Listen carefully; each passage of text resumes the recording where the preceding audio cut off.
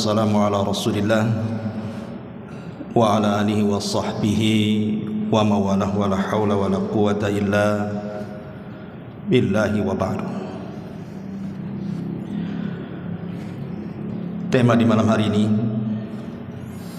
kita akan membahas tentang Nastafa di negeri Palestina. Kenapa kita angkat permasalahan ini? Karena hampir satu pekan kita melihat berita bagaimana negeri para nabi dan negeri yang bersejarah yang ada ikatan dengan kaum muslimin, mereka sedang digempur habis-habisan oleh tentara Zionis. Tentu kita tidak katakan Israel, karena Israel itu nama suci dari Israel, dan Israel sendiri adalah nama lain daripada Nabi Allah Ya'qub. Kita katakan Yahudi atau kita katakan Zionis. Ma'asyiral muslimin yang dimuliakan Allah Subhanahu wa taala, penderitaan orang-orang Palestina ini sebenarnya sudah berlalu dari zaman ke zaman. Semenjak orang-orang Yahudi menetap di Palestina yang kemudian mencaplok hampir 85% tanah Palestina. Hanya mungkin sisanya 15% saja tanah Palestina itu. Tapi kalau terus menerus Yahudi kemudian mencaplok tanah sedikit demi sedikit, lama-lama habis. Dan kalau itu terjadi, maka tentu imbasnya adalah kepada kaum muslimin, saudara-saudara kita yang ada di sana. Karena sebelum terjadi peristiwa yang sekarang ini juga banyak berita kepada kita tentang penyiksaan, pengeboman, pembunuhan bayi-bayi yang tidak bersalah, wanita-wanita yang tidak bersalah, dan begitu seterusnya, seolah-olah tidak ada hentinya. Ditambah-tambah kemudian hari ini bukan hanya ratusan, sudah ribuan jiwa melayang. Lalu apa kepedulian kita kepada mereka? Makanya kita akan coba mengangkat sejarah Palestina, karena sejarah ini harus tetap ada dalam pikiran kita. Jangan sampai kita bodoh dan tidak tahu urusan Palestina. Ma'asyiral muslimin yang dimuliakan Allah Subhanahu wa taala, sebenarnya sejarah Palestina ini sudah ada sejak zaman dulu, atau boleh dikata mungkin 10.000 tahun yang silam sebelum Masehi, dan sudah diduduki oleh orang-orang Arab. Karena ada dalam buku-buku sejarah penamaan Palestina itu, ada juga yang mengatakan itu nama orang. Dia putra daripada Kan'an, dan Kan'an putra daripada Nuh alaihi salam. Artinya kabilah yang menetap pertama adalah kabilah Kan'aniyun, dan mereka asli orang-orang Arab. Itu puluhan ribu sebelum Masehi. Karena Yahudi ini menduduki Palestina ini kan baru-baru ini saja, mungkin sekitar 1 abad lah, 100 tahun setelah Perang Dunia Pertama kan gitu. Ketika itu dimenangkan oleh Inggris. Kemudian Inggris secara sepihak kemudian menjadikan sebagian besar tanah Israel atau tanah Palestina kemudian didudukkan Yahudi di situ. Dan diperparah setelah Perang Dunia Kedua. Ketika itu Nazi yang memenangkan Jerman, sehingga banyak kemudian orang-orang Yahudi di Eropa yang disembelih. Makanya kemudian mereka pun berbondong-bondong hijrah dari Eropa dan menduduki tanah Palestina. Dan sampai hari ini, ma'asyiral muslimin yang dimuliakan Allah Subhanahu wa taala, sedikit saya punya kasih gambaran bagaimana kemuliaan tanah Palestina ini. Kita jelaskan secara global dulu. Palestina ini adalah tanah yang diberkahi. Bahkan dia negeri yang didoakan secara khusus oleh Nabi SAW dengan keberkahan dan juga keberuntungan. Allahumma barik li Syamina, kata Rasul. Ya Allah, berkahi negeri Syam kami. Dan jantung kota negeri Syam itu Palestina. Dan Nabi SAW mengatakan, Tuba, Tuba, beruntunglah orang-orang yang ada di Syam itu. Tuba li Syam. Kemudian para sahabat mengatakan, walima ya Rasulullah, kenapa wahai Rasul? Rasul SAW mengatakan, karena di atas langit negeri Syam dibentangkan sayap-sayap malaikat dan mendoakan kebaikan kepada para penduduknya. Terlebih di Palestina ini ada Masjidil Aqsa, salah satu daripada masjid yang pernah dijadikan kiblat kaum muslimin. Bahkan Rasul pernah berkiblat dalam salatnya ke Baitul Maqdis di Mekah, kemudian hijrah ke Madinah, berkiblat selama 16 sampai 17 bulan, baru kemudian dialihkan ke Baitullah Al-Haram. Artinya bahwa Baitul Maqdis ada sejarah, ada kaitan dengan kita kaum muslimin, karena dia adalah kiblat daripada kaum muslimin sebelum adanya peralihan kiblat. Bahkan Palestina sendiri, khususnya Al-Quds, Al-Quds itu yang sekarang kita kenal Masjidil Aqsa. Masalahnya Al-Quds ini kan dijadikan keyakinan tiga agama, bahwa tempat itu, kalau orang barat menyebutnya Yerusalem, kalau kita menyebutnya Al-Quds. Itu tiga agama mengklaim di situ semua tempat suci. Adapun Yahudi menganggap itu tanah perjanjian bagi mereka. Adapun Nasrani mengatakan bahwa itu akhir perjamuan Isa bin Maryam dengan mereka. Bahkan sebagian mereka mengatakan disitulah letak Isa disalib. Walaupun kita kaum muslimin tidak menganggap Isa disalib. Isa itu diangkat ke langit. Wa ma qatalu wa ma sallabuhu walakin syubbiha lahu. Isa tidak dibunuh, Isa tidak disalib, bahkan Isa diangkat ke langit. Itu keyakinan kita kaum muslimin. Ma'asyiral muslimin yang dimuliakan Allah Subhanahu wa taala. Lah di Al-Quds, di sinilah Masjidil Aqsa, tempat awal dan akhir Rasul melakukan peristiwa spektakuler dalam sejarah Isra dan Mi'raj. Ketika Rasul SAW naik ke langit, berawal dari Masjidil Aqsa dan berakhir juga di Masjidil Aqsa, kemudian baru kembali ke Mekah. Kemudian juga tempat ini juga Palestina, Nabi SAW pernah mengimami di Baitul Maqdis para nabi. Rasul yang menjadi imam dan seluruh para nabi menjadi makmum di belakangnya, untuk menunjukkan bahwa estafet ajaran kenabian ditutup dengan kenabian Nabi SAW dan dinobatkan menjadi Sayyidul Anbiya wal Mursalin, pemimpinnya para nabi dan rasul. Bahkan di tempat ini pula turun banyak wahyu-wahyu langit. Di sini turun Taurat, turun Zabur, turun Injil,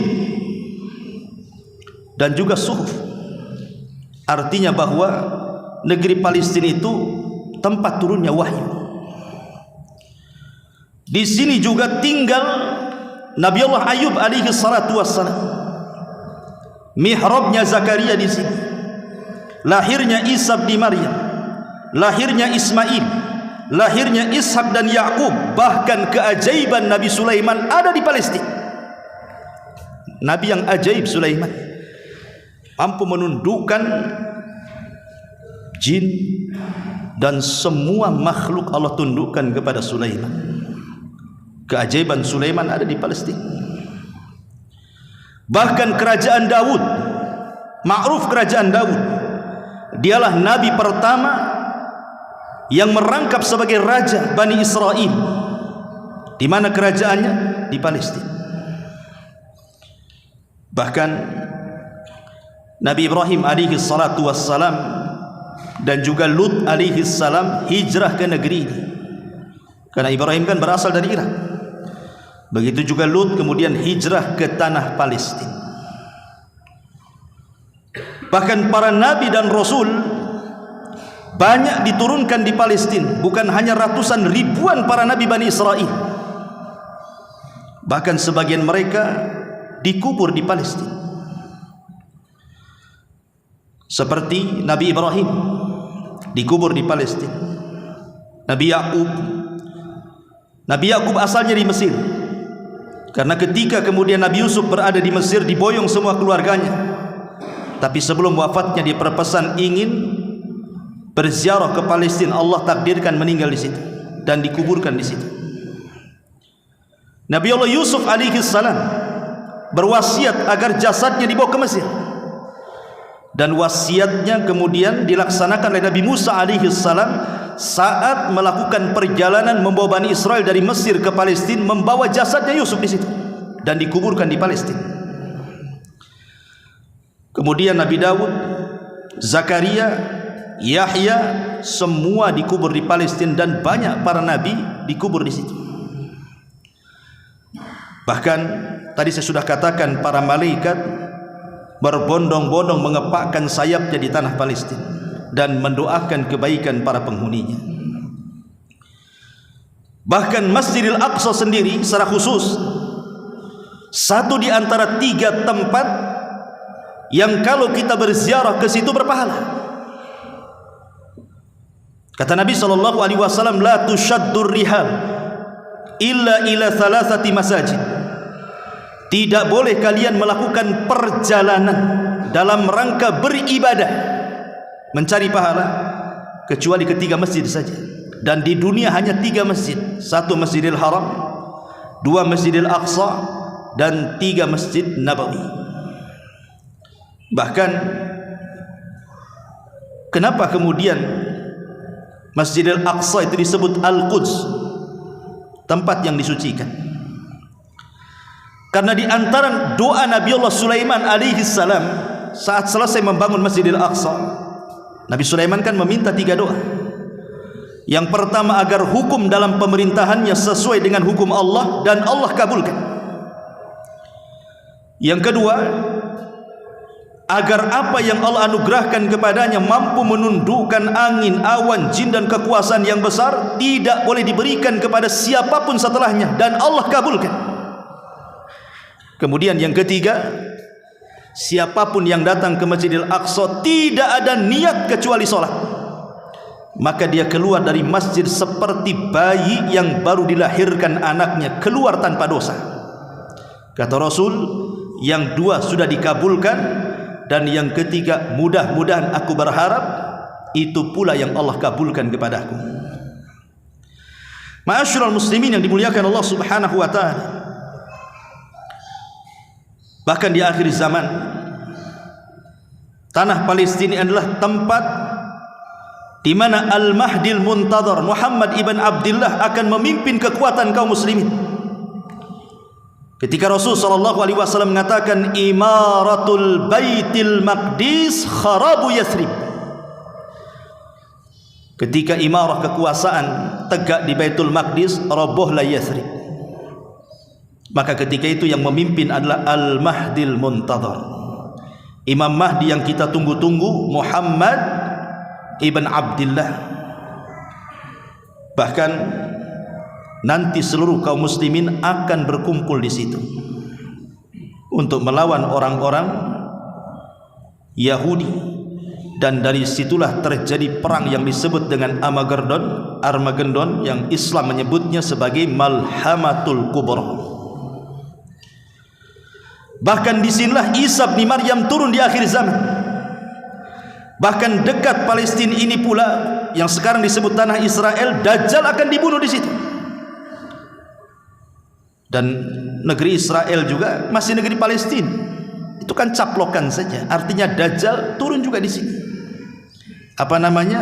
Muncul di sini dan akan dibunuh pula di sini. Munculnya di Iran, Khurasan, dan akan terbunuh di Babil Lut. Kemudian juga negeri Israel negeri Palestina ini berkumpulnya manusia di akhir zaman. Ketika Nabi SAW, dan ini tanda-tanda kiamat sebelum terjadi kiamat besar, ketika api muncul dari negeri Yaman Aden, kemudian bersatu dengan api yang berkumpul di Hijaz, kemudian menggiring manusia ke tempat perkumpulan mereka di Syam, tepatnya di negeri Palestina. Mereka akan berkumpul di sini, dan kehancuran Yahudi di tangan kaum muslimin berawal dari Palestina. Bahkan disinilah kiamat dibangkitkan. Ma'asyiral muslimin yang dimuliakan Allah Azza wa Jalla, itulah sekilas secara global keutamaan Palestina. Bahkan bukan hanya negerinya para nabi, negeri Palestina ini, tapi juga negerinya para sahabat Nabi SAW. Di zaman Umar bin Khattab radhiyallahu anhu, ketika Umar kemudian berusaha membuka negeri-negeri sampai ke Persia, akhirnya kemudian berhasil merebut Al-Quds dari tangan orang-orang Romawi. Maka banyak para sahabat yang kemudian setelah itu berbondong-bondong. Umar sendiri yang mengambil kunci Baitul Maqdis.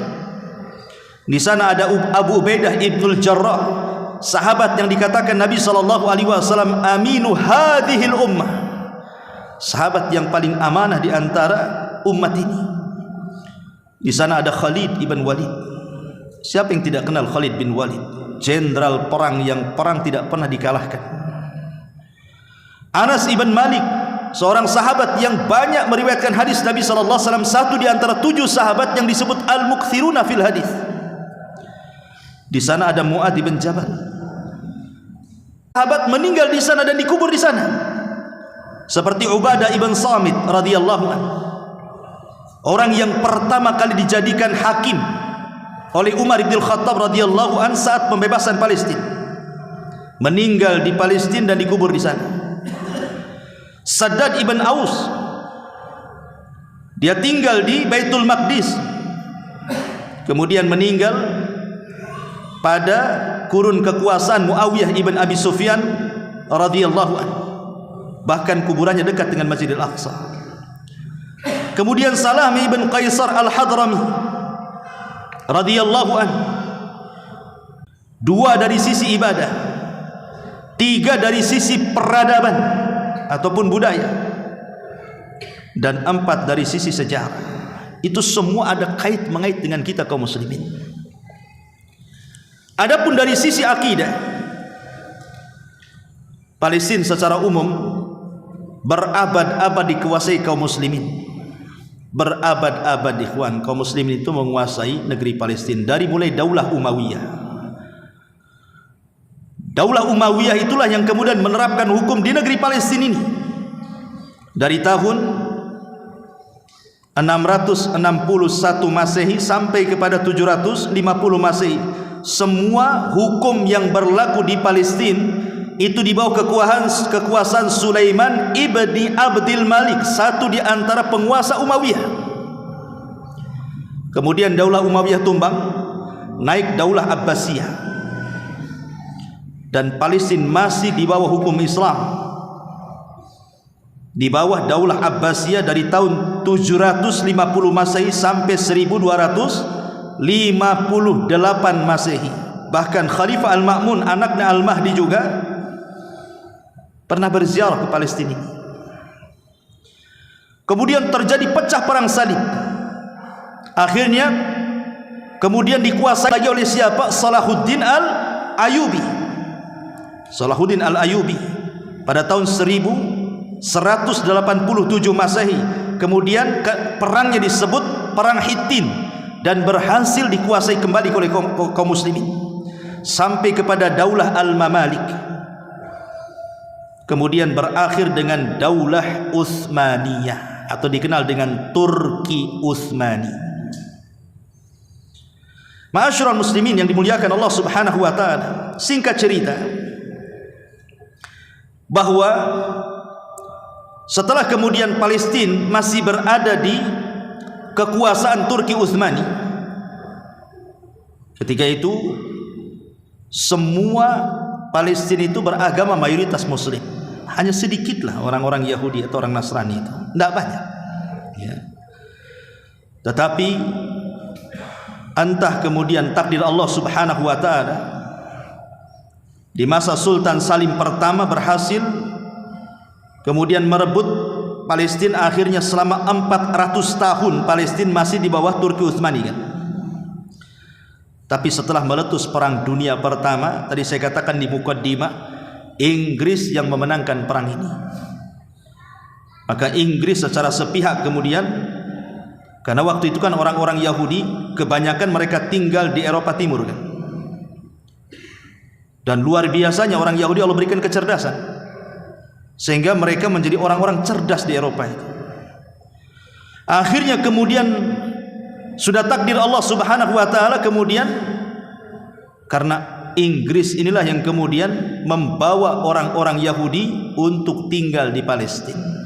Disinilah mulai Palestina itu dicaplok negaranya sedikit demi sedikit, diletakkan orang-orang Yahudi, tanah-tanah kosong dibuat rumah-rumah orang Yahudi sedikit demi sedikit, akhirnya dikuasai sampai ketika Perang Dunia Kedua. Ketika Jerman berkuasa, Nazi membunuh orang Yahudi Eropa, akhirnya mereka lari dan rata-rata mereka lari ke Palestina. Makanya jumlah populasi Yahudi makin banyak di zaman itu, sehingga membutuhkan tempat. Akhirnya bergeser sampai hari ini tinggal 15% tanah Palestina. Tetapi kalau setiap hari dicaplok habis lama-lama ikhwan. Ma'asyiral muslimin yang dimuliakan Allah Subhanahu wa taala. Baik, kita akan menjelaskan secara dalil bagaimana negeri ini luar biasa. Satu, bahwa tadi saya katakan bahwa lokasi atau tempat di Palestina ini tempat yang diberkahi, dan itu disebutkan di dalam surah Al-Isra ayat 1. Subhanalladzi asra bi abdihi lailan minal masjidil haram ilal masjidil aqsa alladzi barakna haulahu. Maha suci Allah yang telah memperjalankan hambanya pada satu malam dari Masjidil Haram ke Masjidil Aqsa. Kemudian Allah mengatakan yang telah kami berkahi di sekelilingnya. Jadi ini tanah Palestina ini ada negeri yang disucikan, Masjidil Aqsa, Al-Quds dan sekitarnya. Kemudian yang kedua, tanah yang disucikan, betul-betul disucikan dari kesyirikan dan dosa. Allah Subhanahu wa taala berfirman dalam surah Al-Maidah ayat 21, Ya qaumi dkhulul ardal muqaddasata allati kataballahu lakum wa la tartaddu ala adbarikum fatanqalibu khasirin. Wahai kaumku, masuklah ke tanah suci Palestina ini yang telah ditentukan Allah bagi kalian, dan janganlah kalian lari ke belakang kalian karena takut musuh-musuh kalian, maka kalian akan menjadi orang-orang yang merugi. Ucapan ini adalah ucapan Nabi Musa ketika Nabi Musa alaihi salatu wasallam membawa Bani Israel dari Mesir menuju tanah perjanjian. Sebenarnya tinggal satu langkah lagi, tapi mereka harus melewati kota yang paling tua di dunia, namanya kota Ariha. Itu kota yang paling tua di dunia, itu Ariha. Di situ sudah ditempati orang-orang Arab, Kanaan dari turunan Syam ibn Nuh. Musa menjanjikan, kalau kalian berperang Allah menangkan, karena kalian di atas akidah yang benar. Tapi kalau kalian tidak mau malah mundur ke belakang, maka kalian akan rugi. Tapi apa jawaban Bani Israel? Mereka tidak mau perang. Mereka hanya mengejek nabinya dan mengatakan, idhab anta wa rabbuka faqatila inna hahuna qaidun. Hei Musa, kalau kau ingin mengajak kami perang, oh tidak bisa. Pergi saja, ajak Tuhanmu berdua, kami duduk-duduk di sini nonton saja, katanya. Lihat pembangkangan Bani Israel. Kalau mereka mengikuti arahan Nabi Musa, maka mereka akan diberkahi. Tapi mereka justru membangkang nabinya. Ma'asyiral muslimin yang dimuliakan Allah Azza wa Jalla. Yang ketiga, tempat hijrahnya para nabi.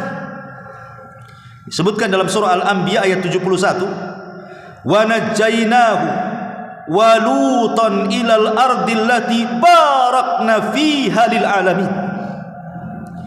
Dan kami selamatkan Ibrahim dan Lut ke sebuah negeri yang kami telah memberkahinya untuk sekalian manusia. Ketika terjadi pembakaran kepada Ibrahim alaihi salam oleh Namrud, Ibrahim tidak bisa lagi berdakwah di negeri Babylon, terpaksa dia harus hijrah. Maka tempat hijrah pertama mana? Palestina. Walaupun ketika Allah takdirkan ketika Ibrahim hijrah ke Palestina terjadi pacaklik hebat sehingga bermasalah soal ekonomi, makanya Ibrahim pergi ke Mesir. Tapi kemudian di Mesir dihadapkan dengan raja zalim, akhirnya balik lagi ke Palestina. Artinya ini tempat hijrahnya Nabi Ibrahim. Ketika kaum Lut alaihi salam diazab oleh Allah Subhanahu wa taala karena mereka berlaku asusila, akhlak yang buruk yang belum pernah terjadi sebelum dan sesudahnya, homoseksual, lesbi dan yang semacamnya, belum lagi kesyirikan, penyimpangan, dosa-dosa besar. Akhirnya Allah azab kaum Sodom. Maka Lut pun meninggalkan Sodom, berangkat ke mana? Hijrah kembali ke Palestina dan menetap di Palestina. Kemudian juga yang keempat, Allah janjikan akan kemenangan. Tanah yang akan dijanjikan Allah kemenangan bagi kaum muslimin. Dan Allah Subhanahu wa taala katakan dalam surah Al-Isra ayat 7, "Fa idza jaa wa'dul akhirati liyasau wujuhakum wa liyadkhulul masjida kama dakhaluhu awwala marratin waliyutabbiru ma'alau tatbira." Dan apabila datang satu hukuman bagi kejahatan yang kedua, kami datangkan orang-orang lain untuk menyuramkan muka-muka kalian, dan mereka masuk ke dalam masjid sebagaimana musuh-musuh memasukinya pada kali pertama, dan untuk membinasakan sehabis-habisnya apa saja yang mereka kuasai. Ini janji Allah Azza wa Jalla kepada kita kaum muslimin. Adapun kapan waktunya wallahu a'lam. Tapi ingat, janji Allah itu tidak mungkin tidak ditepati. Inna wa'dallahi haq. Janji Allah itu benar. Kapan waktunya? Wallahu a'lam. Yang jelas bahwa tanah itu akan dimenangkan kaum muslimin. Ya, mungkin hari ini kaum muslimin tertindas di sana, tapi nanti satu hari akan datang janji Allah Subhanahu wa taala, kekuatan kaum muslimin akan menghancurkan para Zionis Yahudi di sana. Karena mereka adalah kaum yang dengan tangan-tangan kotor mereka juga mereka sudah merubah-rubah kitab-kitab mereka. Yuharrifunal kalima am mawadhi. Mereka merubah-rubah tangan mereka sehingga tidak berpegang kepada Taurat, berpegang pula kepada Talmud hari ini, yang sudah dirubah dengan berbagai macam tangan kotor mereka, yang sudah hilang kemurnian Taurat karena menjadi Talmud hari ini. Ma'asyiral muslimin yang dimuliakan Allah Subhanahu wa taala, termasuk juga tadi saya sudah katakan bahwa 3 masjid yang boleh diniatkan untuk dituju dalam rangka ibadah hanya Masjidil Haram, Masjidil Aqsa dan Masjid Nabawi. Dan kalau antum datang ke sana kemudian sholat, satu riwayat mengatakan sama dengan 500 kali sholat di masjid-masjid yang lainnya, satu riwayat sama dengan 1000 kali sholat di masjid-masjid yang lainnya. Luar biasa. Jadi kalau kita 500 kali sholat di Masjid Muhajir atau 1000 kali sholat di Masjid Muhajirin ini, maka sama dengan sekali sholat di Masjid Al-Aqsa. Dan kalau kita niat ke sana hanya untuk sholat saja kemudian pulang, itu dosa kita habis, gugur semuanya, keluar seperti bayi yang dilahirkan. Makanya kalau antum ada biaya datang umrah, ya, kemudian transit di Palestina sana, asal jangan ke bom Israel saja. Ma'asyiral muslimin yang dimuliakan Allah Azza wa Jalla. Kemudian juga Masjidil Aqsa adalah tanah perkumpulan dan juga penyebaran. Kelak di akhir zaman semua akan tinggal di situ, karena Rasul yang mengatakan ardul mahsyari wal mansyar, dia adalah tempat berkumpul dan tempat menyebar. Ketika terjadi kiamat, disitulah manusia berkumpul. Jadi ada mahsyar di akhirat, ada mahsyar di dunia. Adapun negeri mahsyar di dunia Syam, mencakup Palestina di dalamnya. Adapun padang mahsyar di akhirat kelak semua manusia akan berkumpul di situ. Ma'asyiral muslimin yang dimuliakan Allah Subhanahu wa taala. Dan banyak lagi keutamaannya, tidak perlu saya jelaskan karena masih banyak pembahasannya. Ma'asyiral muslimin yang dimuliakan Allah Azza wa Jalla. Hari ini, bahkan sejak orang Yahudi ini tinggal di Palestina ini, kalau sekarang baru 1 abad kan, 100 tahun lah kurang lebih. Sejak kemudian Inggris meletakkan mereka di situ sampai hari ini. Tapi lihat kebengisan mereka, kebencian mereka kepada kaum muslimin luar biasa. Sebenarnya kita tidak heran kenapa orang-orang Yahudi itu dengki sekali, benci sekali kepada kaum muslimin, karena Quran sudah menjelaskan. Di dalam surah Al-Maidah ayat 82 Allah katakan, la tajidanna asyaddan nasi adawatan lilladzina amanul yahuda walladzina asyraku. Sungguh kamu akan mendapati orang-orang yang paling keras permusuhannya. Siapa mereka?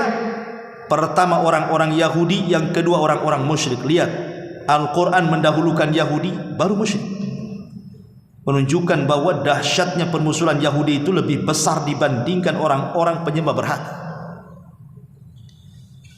Sewaktu Nabi SAW hijrah dari Mekah ke Madinah, dihadapkan dengan 10 kabilah Yahudi. Tapi yang paling besar 3, Bani Qunaiqah, Bani Nadir, dan Bani Quraidah. Upaya-upaya pembunuhan kepada Nabi berkali-kali dan pengkhianatan. Bani Qunaiqah, mereka berkhianat dengan perjanjian piagam Madinah. Akhirnya kemudian merencanakan pembunuhan secara makar, tapi berakhir dengan penyerangan balik kaum muslimin. Akhirnya mereka terusir dari kota Madinah. Kemudian juga Bani Quraidah, mereka berkhianat dan mendukung perang Ahzab, bergabung dengan kaum musyrikin, sehingga Allah menangkan perang Ahzab. Dan Nabi SAW marah, kemudian mengumpulkan para sahabatnya, idhabu ila Bani Quraidah fala tusalliyanna ahadakumul asra illa fi Bani Quraidah, kata Rasul. Serbu Bani Quraidah, kurang ajar mereka, mereka sudah berkhianat, dan jangan sholat asar di jalan kecuali sampai di Bani Quraidah, kata Rasul. Kemudian Bani Nadir juga demikian. Bahkan Yahudi Khaybar berusaha meracuni Nabi SAW di tangan seorang wanita namanya Zainab bintul Harith, dan berhasil, walaupun sedikit yang masuk racun ke tenggorokan Nabi, tapi sempat termakan, sehingga mempengaruhi di akhir hayatnya, baru pengaruh racunnya nampak. Ma'asyiral muslimin yang dimuliakan Allah Subhanahu wa taala. Bahkan dalam surah Al-Baqarah ayat 120 Allah tegas mengatakan, walan tardha ankal yahud walan nasara hatta tattabi'a millatahum. Orang-orang Yahudi dan Nasrani itu tidak akan senang kepadamu hingga kamu mengikuti agama mereka. Lihat, Allah dahulukan Yahudi kemudian Nasrani. Artinya permusuhan Yahudi kepada kita jauh lebih besar dibandingkan permusuhan Nasrani kepada kita. Makanya wajar kalau seandainya setiap hari minimalnya 17 kali kita mengucapkan ghairil maghdubi alaihim waladhdallin, ghairil maghdubi alaihim waladhdallin. Kita meminta kepada Allah agar kita tidak mengikuti kaum yang al-maghdub, kaum yang dimurkai. Siapa mereka? Yahudi. Dan kaum zalim yang disesatkan, maksudnya siapa? Nasrani. Hari-hari kita ini berdoa seperti itu dalam solat kita dan membaca surah Al-Fatihah 17 kali minimalnya, belum lagi solat sunnah. Menunjukkan apa dahsyatnya permusuhan, bahayanya mereka. Tapi apa kenyataannya kaum muslimin? Mereka tidak paham dengan apa yang mereka baca. Justru kemudian mereka malah tasyabuh dengan mereka. Yang dikatakan Nabi SAW, la tattabi'anna sanana man kana qablakum shibran bi shibrin wa dhira'an bi dhira'in hatta law dakhalu juhra dhabbin la dakhaltum, kata Rasul. Kalian akan mengikuti tata cara umat sebelum kalian, sejengkal kurang, sehasta masih kurang, boleh jadi sedepak, sekilo, dan begitu seterusnya. Sampai kalaupun mereka, kata Rasul, masuk ke lubang biawak yang berkelok sekalipun, pastikan ikut di belakang. Mana izah kaum muslimin? lisannya mencela Yahudi dan Nasrani, tapi tradisinya mengikuti Yahudi dan Nasrani. Menang dari mana? Kita akan menang dari sisi mana nih kalau yang seperti ini? Kalau ibadah kita meniru mereka, muamalah kita meniru mereka, akhlak kita meniru mereka, tiba-tiba kita berangan-angan Islam ingin jaya, mimpi.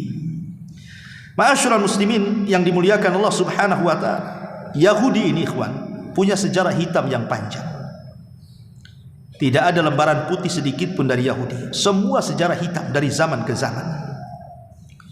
Karena mereka adalah kaum yang bukan hanya sekedar memusuhi para nabi dan rasul, bahkan membantai para nabi dan rasul. Mereka kaum yang berani menentang Allah Subhanahu wa taala yang menciptakan mereka, yang menciptakan langit bumi, yang memberikan nikmat setiap hari kepada mereka. Mereka bisa tentang, bisa mencela Allah. Dan itu digambarkan di beberapa ayat dalam Al-Quran, seperti surah Al-Kahf ayat 38. Allah mengatakan, walaqad khalaqnas samawati wal ard wama bainahuma fi sittati ayyamin wama massana min lughub.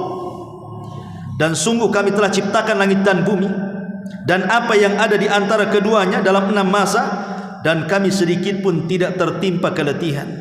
Allah mengatakan kami tidak tertimpa keletihan. Orang-orang Yahudi mengatakan Allah letih katanya. Karena dimulai penciptaan langit dan bumi itu hari Ahad dan diakhiri dengan hari Jumat. Ahad, Senin, Selasa, Rabu, Kamis, Jumat. Inilah 6 hari Allah menciptakan langit dan bumi dengan cara berproses.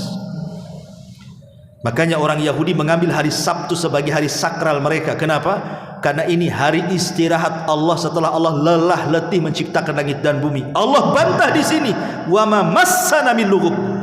Allah tidak tersentuh dengan keletihan. Kan kurang ajar itu. Masya Allah dibilang letih pula. Kemudian disebutkan dalam surah Al-Imran ayat 181. Walaqad sami Allahu qaulal ladzina qalu innallaha faqir wa nahnu aghniya sanaktubu ma qalu wa qatlahumul anbiya bighairi haqq wa naqulu dzuqu adzabal hari. Sesungguhnya Allah telah mendengar perkataan orang-orang yang mengatakan, maksudnya siapa? Yahudi. Sesungguhnya Allah itu miskin, kami kaya. Kurang ajar enggak? Masa mereka mengatakan Allah miskin, kami kaya? Maka Allah katakan kami akan mencatat perkataan mereka dan perbuatan mereka membunuh para nabi tanpa alasan yang benar, dan kami akan mengatakan kepada mereka, rasakan azab yang kelak akan membakar kalian, neraka. Lihat bagaimana kurang ajarnya mereka kepada Allah. Bahkan disebutkan dalam ayat yang lain, Al-Maidah 64, Allah mengatakan yadullahi maglulah ghullat aydihim walu'inu bima qalu bal yadahu mabsutatan yunfiku kaifa yasha. Orang-orang Yahudi berkata, tangan Allah itu terbelenggu katanya, ada rantainya. Ya. Tangan Allah terbelenggu kayak orang melakukan kriminal ditangkap polisi kemudian dirantai. Mereka mengatakan tangan Allah dibelenggu. Maka Allah mengatakan sebenarnya tangan-tangan mereka lah yang dibelenggu. Dan mereka umat yang dilaknat disebabkan apa yang mereka telah katakan. Tetapi kedua tangan Allah terbuka, dia menafkahkan sebagaimana yang dia kehendaki. Ma'asyiral muslimin yang dimuliakan Allah Azza wa Jalla, Nabi Musa alaihi salam ketika diejek kehormatan oleh orang-orang Yahudi, dia mengadu kepada Allah Azza wa Jalla, ya Rabb, Bani Israel mereka berusaha untuk menghina diriku, merendahkan diriku. Tapi Allah mengatakan, ya Musa, jangan lagi dirimu, aku juga kena, kata Allah. Allah juga mengatakan aku juga kena. Tidak lepas daripada ucapan-ucapan orang-orang Yahudi yang kotor kepada Allah Azza wa Jalla. Kalau mereka berani kepada Allah Subhanahu wa taala, kemudian berani kepada para nabi dan membunuh para nabi dan rasul, apalagi kita ini yang dalam Talmud mereka setiap sperma yang keluar dan bukan keturunan Yahudi itu sama dengan sperma binatang. Makanya wajar kalau Perdana Menterinya Yahudi mengatakan kemarin, kita bukan sedang memerangi manusia katanya, tapi kita sedang memerangi binatang katanya. Jadi kita dianggap binatang. Ma'asyiral muslimin yang dimuliakan Allah Subhanahu wa taala. Bahkan dalam Al-Quran yang menjelaskan bagaimana lancangnya mereka kepada Nabi juga disebutkan dalam surah Al-Baqarah ayat 87. Afakullama ja'akum rasulun bima la tahwa anfusukum mustakbartum fafariqan kadzabtum wa fariqan taqtulun. Apakah setiap datang utusan Allah kepada kalian tidak sesuai dengan hawa nafsu kalian, kalian mendustakan atau kalian bunuh? Mereka adalah umat pendusta para nabi. Mereka adalah umat pembunuh para nabi. Sudah bukan ratusan ribuan para nabi mereka bantai. Bahkan lihat dalam surah Yasin, ketika Allah Subhanahu wa taala menceritakan tentang 3 nabi yang dikirim langsung kepada sebuah desa, kemudian didustakan semuanya, 3-tiganya. Datang seorang laki-laki namanya Habibur Rahman, seorang penjahit, datang dari Aqsal Madinah, dari ujung kota, kemudian memperingatkan warga itu, ittabi'u, ikut kalian. Yang mereka orang-orang ikhlas dan tidak meminta balasan kepada kalian. Tapi apa akhir daripada Habibun Najjar ini? Bukan Habibur Rahman ya, Habibun Najjar. Mereka pun kemudian merajam sampai mati. Kemudian setelah itu 3 nabi dibantai. Bahkan satu hari mereka pernah membantai 70 nabi. Itu orang-orang Yahudi. Mereka para pembantai nabi. Jadi kita tidak heran kalau seandainya mereka sekarang membombardir kaum muslimin, membunuh bayi-bayi yang tidak bersalah, membunuh wanita-wanita yang tidak bersalah, bahkan kemudian menghancurkan kehormatan mereka, membunuh warga sivil yang tidak bersenjata, baik secara langsung dengan cara bom atau tidak secara langsung dengan dibuatnya mereka kelaparan, diputusnya pasokan listrik, pasokan air, pasokan makanan. Kalau warga Palestina mereka tidak mati dengan bom, maka lambat laun mereka akan mati dengan kelaparan. Tapi begitulah Allah Subhanahu wa taala takdirkan mereka umat yang beruntung. Ma'asyiral muslimin yang dimuliakan Allah Subhanahu wa taala. Bahkan Allah Subhanahu wa taala mengatakan mereka adalah saudara dari kera-kera dan babi-babi. Lihat dalam surah Al-A'raf ayat 163 Allah mengatakan, was'alhum anil qaryati allati kanat hadiratal bahri idh ya'duna fi sabti idh ta'tihim khitanuhum yawma sabtihim surran wa yawma la yasbituna la ta'tihim kadzalika nabluhum bima kanu yafsukun. Dan tanyalah kepada Bani Israel tentang negeri yang terletak di dekat laut ketika mereka melanggar aturan pada hari Sabtu. Di waktu datang kepada mereka ikan-ikan yang berada di sekitar mereka terapung-apung di permukaan air, dan di hari yang bukan hari Sabtu ikan-ikan itu datang kepada mereka. Demikianlah kami coba mereka. Disebabkan mereka berlaku fasik, akhirnya mereka melanggar hari Sabtu, mengambil ikan yang tidak boleh mereka ambil di hari itu. Dan Allah mengatakan kunu kiradatan khasi'in, jadilah kalian kera-kera yang dihinakan. Dan Yahudi adalah sahibul kiradata wal hanazir. Ma'asyiral muslimin yang dimuliakan Allah Subhanahu wa taala. Bahkan jangan lagi cerita hari ini atau orang-orang Yahudi lah yang di zaman Nabi. Mereka tahu kebenaran bahwa Nabi SAW itu seorang Nabi berdasarkan kitab yang mereka baca dan berdasarkan alamat dan ciri-ciri mereka sudah ketahui dari zaman ke zaman. Ya'rifunahu kama ya'rifuna abnahum. Mereka mengenal Nabi yang akan muncul seperti mengenal anak-anak mereka. Tapi ketika Rasul hijrah dari Mekah ke Madinah, ada seorang pemimpin Yahudi namanya Huyai ibn Akhtab datang bersama saudaranya Yasir. Kemudian mengatakan, ayo kita intip Nabi yang baru datang di Kuba itu. Betul nggak dia seorang Nabi? Dari pagi sampai malam pemimpin Yahudi Huyai ibn Akhtab dan Yasir ini memperhatikan ciri-cirinya, gerak-geriknya, muamalahnya, akhlaknya. Rupanya 100% cocok bahwa dia Nabi. Sehingga Yasir mengatakan kepada Huyai ibn Akhtab, ya Huyai, huwa, apakah dia itu? Apakah dia itu? Maksudnya apakah dia Nabi? Kata Huyai, ya, dia itu orangnya. Kata Yasir, apakah kita harus ikut dia?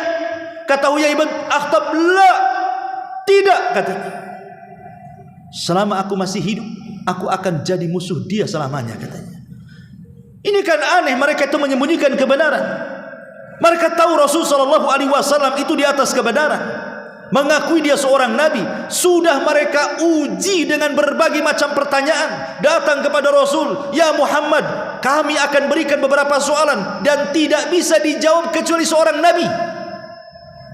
Mulailah bertanya soal ruh, makanan pertama ahli sorga, bertanya soal kenapa anak mirip dengan orang tuanya, bertanya soal Dzulqarnain, bertanya soal Ashabul Kahfi, macam-macam, sampai Allah turunkan ayat menjawab seluruh soalan mereka, dan semuanya benar, tidak ada yang salah. Harusnya mereka beriman kan? Mereka sendiri yang memulai dengan pertanyaan itu, tapi setelah dijawab tetap aja mereka kufur. Itulah orang-orang Yahudi. Oke, jangan cerita di zaman Nabi, di zaman dulu kakek buyut moyang mereka Bani Israel, mereka menentang Nabi Musa alaihissalam. Ketika kemudian mereka dibawa oleh Nabi Musa karena mereka ingin supaya jangan murtad seperti kaumnya menyembah patung anak sapi, diperdengarkan wahyu Allah subhanahu wa ta'ala, sampailah mereka di Bukit Sayda. Tiba-tiba kemudian mereka diperdengarkan, mereka tidak mau. Mereka ingin melihat wajah Allah yang sesungguhnya. Mereka mengancam Nabi Musa dan mengatakan, "Lan nu'mina laka hatta narallaha jahra." Hei Musa, kami tidak akan beriman kepadamu sampai kau tampakkan Tuhanmu, katanya.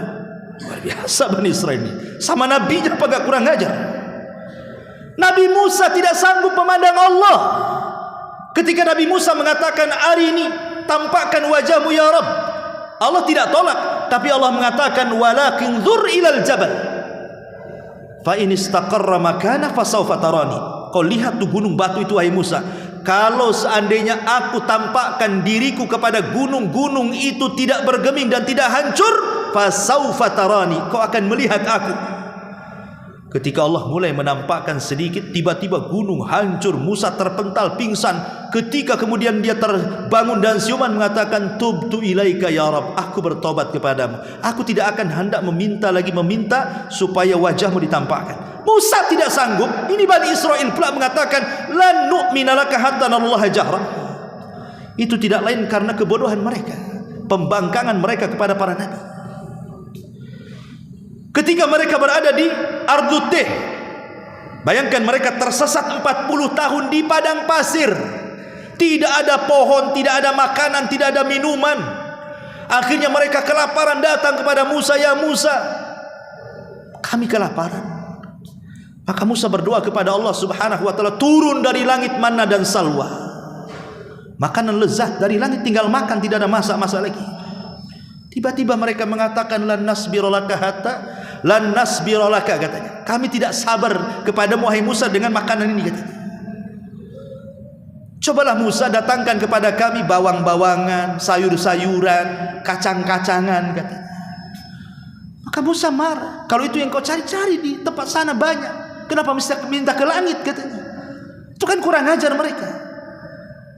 Ketika kemudian juga ada kisah, ada orang kaya mati orang kaya ini yang bunuh anak angkatnya yang merupakan ponaannya karena ingin mengambil hartanya. Hampir perang dua kabilah. Datang mereka kepada Musa, "Wahai Musa, singkapkan siapa pembunuhnya." Maka Musa berdoa kepada Allah subhanahu wa ta'ala. Musa mengatakan, "Innallaha ya'murukum an tadbahu baqarah." Syaratnya, kalau saya ingin tahu siapa pembunuhnya, aku kasih tahu. Tapi ini perintah Allah, sembelih 1 ekor sapi betina. Mereka sembelih, tidak banyak tanya cemana warnanya, cemana usianya, sudah dipekerjakan atau tidak. Makin dipersulit. Makanya kenapa Nabi SAW mengingatkan, "Fa inna ma ahlaka man kana qablakum kathratu su'alihim wa ikhtilafuhum ala anbiya'ihim." Kebanyakan hancurnya umat sebelum kalian, terlampau banyak persoalan yang mereka tanyakan kepada para nabi mereka yang tidak ada faedahnya, dan menyelisih nabi-nabi mereka. Makanya akhirnya kemudian mereka pun dipersulit kehidupannya. Ma'asyiral muslimin yang dimuliakan Allah subhanahu wa ta'ala, orang Yahudi itu punya hati yang keras, ikhwan. Mereka hatinya keras, sekeras-kerasnya, bahkan lebih keras dibandingkan batu.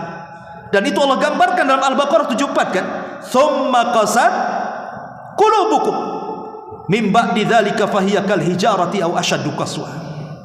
Kemudian setelah itu Setelah mereka menyaksikan, loh bayangkan, Musa membongkar siapa pembunuhnya. Harusnya mereka itu makin sadar kan, makin keras hatinya. Bahkan Allah mengatakan kemudian mengeraslah hati mereka, bahkan lebih keras dibandingkan batu lagi. Makanya wajar kalau orang Yahudi tidak punya rahmat, teman. Kasih sayangnya sudah tercabut. Kalau mereka membunuh bayi itu biasa bagi mereka. Membunuh anak-anak, membunuh orang-orang yang tidak bersalah, orang tua yang sudah renta, wanita-wanita yang tidak berdaya, mereka membom, mereka berusaha untuk membunuh. Bagi mereka biasa. Keras hati orang Yahudi ini, tidak ada rahmat sama sekali. Itu pula yang menjadikan orang-orang Yahudi di zaman Rasul susah dapat hidayah. Sampai Rasul wafat, kurang dari 10 orang yang masuk Islam. Bisa dihitung dengan jari. Beda dengan orang Nasrani, Nejron semua masuk Islam ya, karena keras hati mereka. Ma'asyiral muslimin yang dimuliakan Allah Azza wa Jalla, dan mereka adalah umat yang paling hasad. Allah mengatakan dalam surah Al-Baqarah ayat 109-nya, wadda katsiru min ahlil kitab law yaruddunakum min ba'di imanikum kuffaran hasadan. Kebanyakan Yahudi menghendaki kalian murtad dari agama kalian setelah datang keimanan kepada kalian, kuffaran hasadan, karena kekufuran dan hasad yang kuat mereka kepada kaum muslimin. Kenapa mereka hasad? Karena Nabi yang dinanti-nanti ratusan tahun di Madinah itu, mereka anggap Nabi itu datang dari Bani Israel, muncul pula dari Bani Ismail, nabinya orang Arab. Hasad mereka, tidak mau mengakui Nabi kita Muhammad SAW. Makanya selamanya orang-orang Yahudi tidak akan mengakui kerasulan Nabi kita, sebagaimana mereka tidak akan mengakui Isa bin Maryam sebagai nabinya orang-orang Nasrani. Lihat di sinagog, tempat ibadahnya Yahudi, tidak ada di situ yang namanya Injil. Tapi kalau di gereja, di situ ada Taurat dan Injil, dan mereka menamakan perjanjian lama dan baru. Makanya orang Nasrani benci dengan Yahudi. Mereka mengkafirkan Yahudi karena tidak mengakui Isa. Maka kita pun sama mengkafirkan Yahudi karena tidak mengakui Nabi kita. Dan kita kafirkan juga Nasrani karena Nasrani juga tidak mengakui Nabi kita ya. Ma'asyiral muslimin yang dimuliakan Allah Subhanahu wa ta'ala, intinya bahwa begitulah kebengisan orang-orang Yahudi. Maka kita sebagai kaum muslimin melihat saudara-saudara kita di Palestina yang hari ini dibantai habis-habisan, sudah sepekan lebih.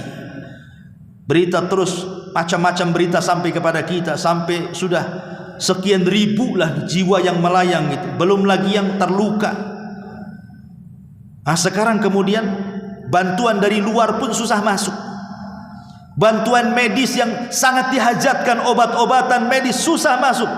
Belum lagi yang vital seperti minuman dan makanan susah masuk. Berusaha diblokir karena memang posisi Palestina ini memang ditingker gitu ya. Mereka tengah-tengah mau keluar dari mana? Mereka tidak bisa keluar. Satu-satunya mungkin ke Mesir. Tapi Mesir juga perbatasan, jalur Gaza itu juga masih daerahnya orang-orang Israel, bisa dibom juga nantinya kan. Jadi kondisi mereka itu terkurung di situ, sehingga kalau hari-hari dibom apa nggak habis manusia di situ.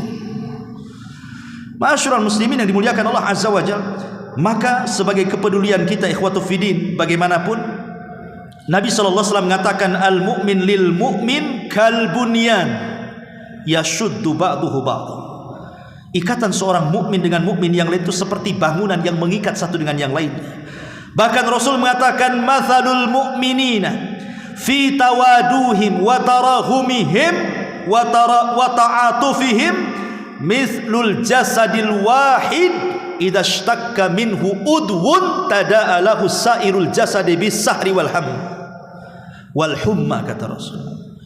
Permisalan kaum muslimin dalam bersikap saling mencintai, saling mengasihi, saling menyayangi seperti satu jasad. Kalau ada tangan kita sakit, bukan tangan aja yang sakit, satu badan mungkin kita tidak bisa tidur, bahkan boleh jadi demam. Artinya kalau saudara-saudara kita kelaparan, kita pun ikut kelaparan di sini. Kalau saudara-saudara kita sakit mengerung karena akibat luka, tembakan, bombardir dan begitu seterusnya, harusnya kita pun merasakan yang sama dengan mereka. Kalau kita tidak bisa membantu dengan harta, minimalnya dengan doa di waktu-waktu mustajab. Di waktu-waktu mustajab. Karena orang Palestina bisa hidup itu hanya karena pertolongan Allah, ikhwan. Secara logika mereka susah hidup. Kalau bukan karena pertolongan Allah, tentu mereka sudah mati di sana.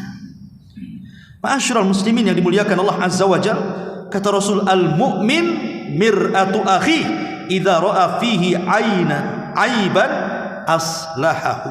Seorang mukminlah cerminan bagi saudaranya. Jika dia melihat satu aib pada saudaranya, maka kita berusaha untuk menutupinya. Kita hanya bisa berdoa kepada Allah Subhanahu wa taala, semoga Allah Subhanahu wa taala menangkan saudara kita di sana dan Allah menjaga mereka. Nasarahumullah, ayyadahumullah, hafidhahumullah. Allahumma izzal Islam wal muslimin, Allahumma ansur lil muslimina fi Palestin. Mudah-mudahan ini yang bisa sampaikan dan bisa menjadi pencerahan supaya kita tidak pernah lupa dengan negeri yang sangat diberkahi. Sampai Allah jadikan sumpah dalam Al-Quran, wattini wazzaitun. Apa makna zaitun? Makna zaitun itu Al-Quds, negeri Palestina. Allah jadikan sumpah supaya kita tidak lupa dengan sejarah mereka. Subhanakallah bihamdika, asyhadu an la ilaha illa anta astaghfiruka wa atubu ilaik. Allahu ta'ala a'lam. Assalamualaikum warahmatullahi wabarakatuh. Allah Akbar.